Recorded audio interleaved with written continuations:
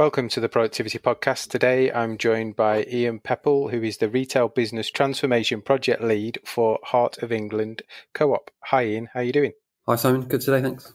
Good. It is, I think, I said it off air, one of the longest job titles we've had, and I stuttered as I got it out there, but delighted to have you on. We've been working closely together over the last few months, so I think today's going to be really interesting, where we speak to somebody who's doing the job, who's kind of seeing the benefits of some of the challenges that are out there, and also, feeling the pain of some of the things that are happening out there in the world as we come out of COVID. So before we get into the detail, Ian, let's find out a bit more about you. Do you want to tell us about your career and how you ended up having the longest job title known to Co-op? Where did you start and what did you do? Yeah, sure. So I've worked in retail for sort of man and boy since leaving school, really, as many of us retailers have. I originally worked for Group before joining what was then Safeway, a bit of a blast from the past, which was taken over by Morrison's. Went through some change programs and assimilation with them to get into Morrison's, before then having an opportunity to join Heart of England Co-op in a store manager role. So I came in, worked for the society for 8 or 9 years before moving on to an area manager role, looking after 11 stores, and then coming out the back of that, being offered the opportunity to come in to head up our retail business transformation program within society. I've been doing that since the start of this year. Brilliant. So seeing it kind of from shop floor up, like many of us that, as you say, fell into retail. I don't think anybody starts out with a retail career as their plan in life, and I'm not sure that's a good thing or a bad thing, but like you, I probably fell into it, enjoyed my time in it, and if you work hard and do the right things, you can kind of get on very quickly, can't you? Exactly that. It's full of opportunity. Absolutely. So in terms of people can get a feel, what kind of geography does the Heart of England Co-op cover? So we're covering Warwickshire, Northamptonshire, South Leicestershire. Okay, and give us an overview of the society, and we'll come on to in a second the difference between the society and group. So what does Heart of England look like, number of stores and kind of typical makeup? Yeah, so currently we're operating 35 food stores. We've also got a funeral division and some non-trade properties that we operate as well. Employing around 800 colleagues, around 600 in the food division, 35 stores currently, a couple more to come on board next year, hopefully 3 actually. We're going through an acquisition program at the moment to try and go through a rapid period of growth. Brilliant. So things looking good, number of stores are improving. What is the difference then between Co-op Group and one of the societies? I'm sure some people listening will know. I'm sure some people listening will have no idea that there actually are different societies and thought it was all just Co-op Group. Yeah, so as one of the 13 independent cooperative societies, we form part of FRTS. So we have links with Co-op Group, the TCG, and this operates so that we can get the benefits of the larger buying group. So the buying group is owned and controlled by each of the member societies, but is managed by TCG on the behalf of us. But we're able to then tie into the benefits that we get from, obviously, the larger buying group. So it is kind of, as it says on the tin, it's a cooperative of lots of individual societies that come together to harness the buying power. But then the biggie society, in effect, is what you class as Co-op Group. That's correct, yeah. One of the things we were going to talk about today, and it's interesting because you talked about having 35 stores and that number growing, and there's some acquisitions, there's some new stores on the way. So that estate's going in the right direction. You're going to end up with more stores, which is good. And one of the things we've been talking about off air is this whole reducing variance across stores and trying to become more centrally controlled or have more central governance, process, routine, however you want to phrase it. It's helping the stores do the right things at the right time and taking away some of the thinking and therefore variance. What kind of started you on that journey? How did you start to understand that was the direction that you wanted to go? Was there a moment in time, or has it been something that's been building for a number of years? Yes, I think effectively it's something that's been building for a number of years. We had a new general manager start from the food division, as as often is, a catalyst of some new ideas. We saw that the business needed to evolve to face into the challenges, obviously, within a convenience retail market at the moment. And we saw productivity and efficiency as part of that to go in line with an aggressive growth strategy that we've got set out within our 5-year plan within the society. You've, as you said, been out in the fields. You've been field manager for some of the stores in the society. What things, by having less central control and more local ownership, there must be some benefits to do that, although otherwise you wouldn't have been as successful as you are to date. What kind of things does that drive when people have got more autonomy at a store level? So what we've seen is across our current 35 store estate is that we may have multiple people across the 35 locations trying to solve a problem that we see that maybe could be fixed centrally. And the information generally that we would receive in the centre would be more likely to solve the issues that we're trying to confront across the stores. We also see that the people development within the stores is really a key success to our future. And by equipping those with a better depth of training will enable us to deliver an improved service for our customers. So the central operation can take a lead on delivering the stock to the stores so that the managers and store teams can then focus in on delivering at store level for customers. And that potentially is going to feel very different, isn't it? Because rightly, like you say, you could have 35 stores or 35 people, one in each store, trying to solve the same problem. And they may come up with 35 different answers, which potentially is a good or bad thing. But that whole people focus, developing the people to deliver, that's going to feel very different when you start to really get under the skin of that journey and push it forward, isn't it, from at a local store point of view, than it will now. And is there kind of that recognition that some people will find that journey quite difficult because they'll feel like they have less control almost? Yes, I think we're already sort of feeling that as we start to change the direction in which we're going. We've had to put a new category team into the office, an admin side of the business, for them to deal with the challenges that we see centrally for us to be able to get the right output for the stores. Store teams are used to having the autonomy to be able to order what products they want within their range, although they're working to ranging plans. They do have the accessibility of ordering products to enhance their range at a local level. So by locking that down, it can take away some of the feeling of the commercial levers that they can pull. So we need to get the balance right between equipping the stores with the autonomy to be able to still develop their stores. We're still giving them the same KPIs. We want them to grow the sales and control the costs. But we see that we can, through the data, we can look at the costings and the profitabilities and drive that better centrally and have one way of working, which is really key to our future growth. Yeah, no, that makes complete sense. So lots of exciting stuff that you're currently underway with. So there must have been a really difficult period for you being one of the kind of essential retailers through the whole COVID period. So like lots of your competitors and others within the society and group, you stayed open and served the nation, which I think we were all grateful for, because really the only place we could go was out for a walk or a walk around the supermarket in those really, really tough lockdown times. But that must have driven a number of productivity challenges, maybe unlocked some benefits as well. But what kind of things are on your, I suppose, roadmap or keep you awake at night at the moment in terms of current productivity challenges? Well, so I think firstly, with regards to COVID, our teams were fantastic. We never had to close the store. We managed to operate in challenging circumstances, and the people that were on the front line all did a fantastic job, and some of the feedback we got was very pleasing to hear.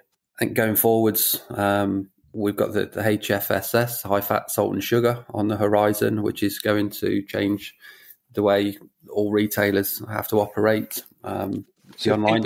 If people aren't familiar with that, what does that mean?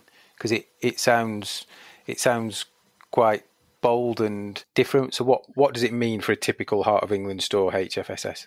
So I think obviously government legislation, as they try to address the obesity issue within the country, we will not be able to stock any products classed as high fat, salt or sugar within certain locations within the store. Predominantly what would currently be promotional ends, the pickup points by the tills, any queuing systems, and some of our off-shelf promotional stacks that we would have at the front of the store, which obviously drive in basket spend and additional purchases for us at the moment.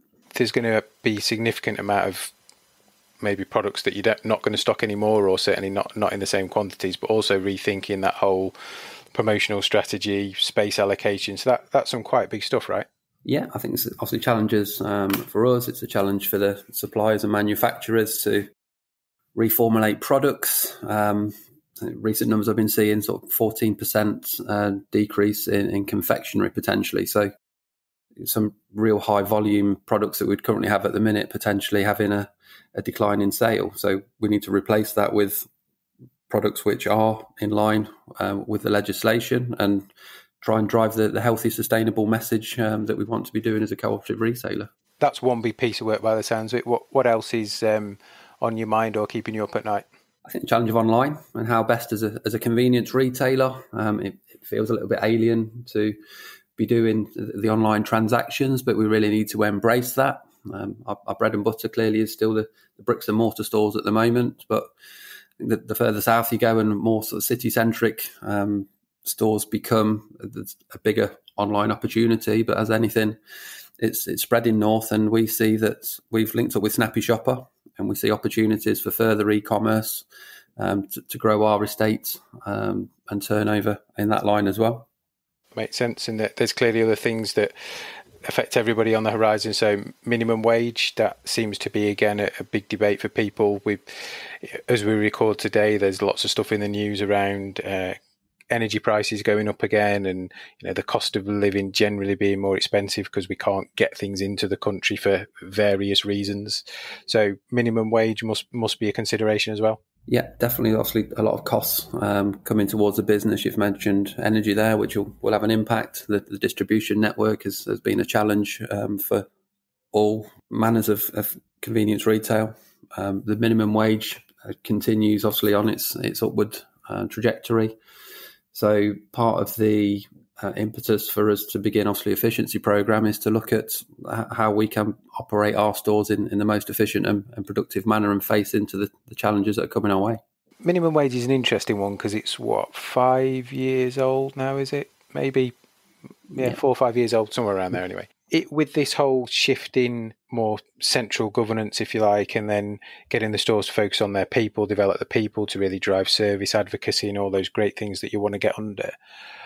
As you're paying people more by default, so the minimum wage base, do you think you've seen an increase in productivity for those people? Do you think you've seen an increase in output, or actually have all we done, and I'm not talking heart of England here, but as a country, is increased people's base wage, and therefore we potentially have to increase team leaders, assistant managers' wages to keep the differential without asking more from them?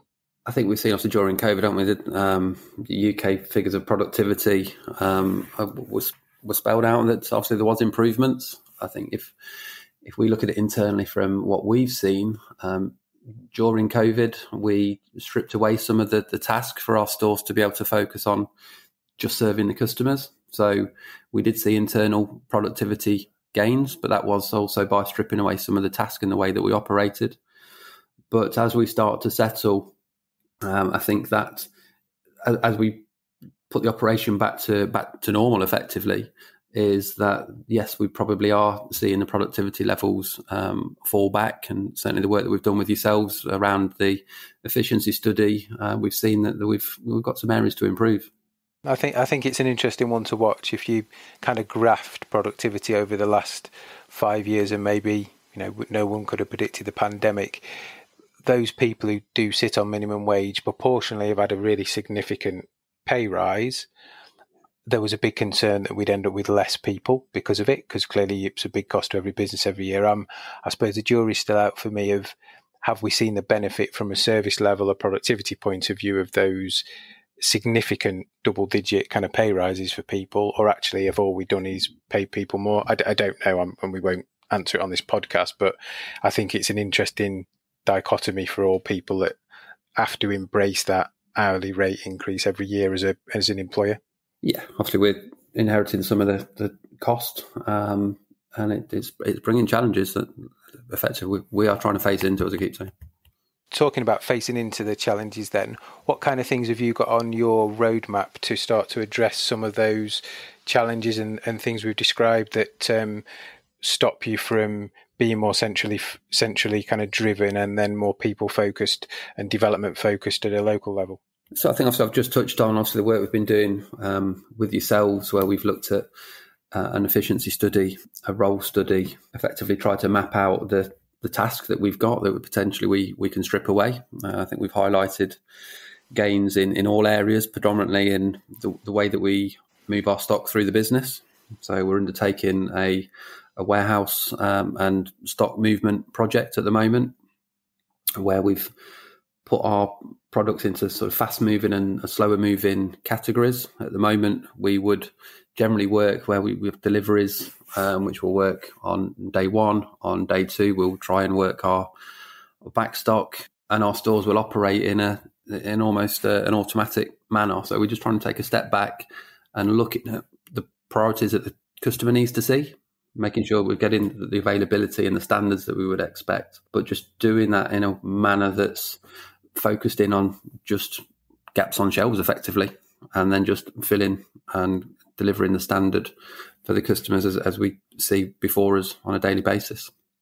To kind of stock in, first time fit to shelf, correct levels of back stock for those high selling products, and then kind of clear inventory management to, I suppose, understand what's a true gap or what's actually a gap through a local store stock count, file accuracy piece. Yeah, the inventory management part is something we've really sort of put an onus onto as well, because we recognise we've got a saving to make by just having a lower amount of stock. Just stop double handling stock clearly brings some time efficiencies. Some big things on the agenda then in terms of ways of working, refocusing store teams on development in different areas rather than 35 ways of trying to solve the same problem.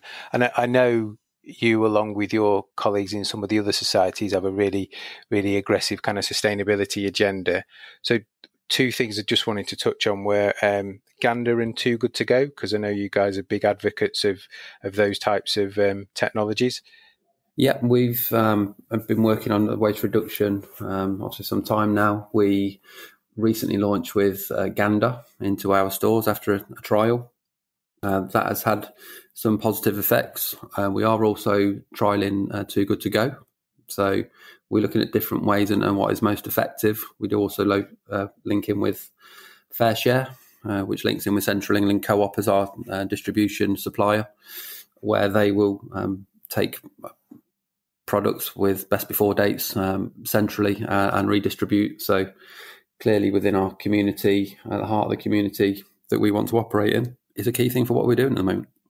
Yeah, and again, if people aren't familiar with Gander or Too Good To Go, if you've got Android, iOS, you can download the apps, and then you can start to see, you'll see the retailers that are involved. They'll post for, I think it's Too Good To Go mystery bags, where they'll fill things with short date. So certainly some of the co-ops do it. I think some local Starbucks are on there and others, and Gander the same. So when there's price reductions, you'll start to see those on the app. So again, really good from a sustainability point of view and great from a waste point of view. And there's a benefit clearly as a consumer and for those retailers and organisations that buy in to sell through the product rather than waste, which is, what we're all striving not to do.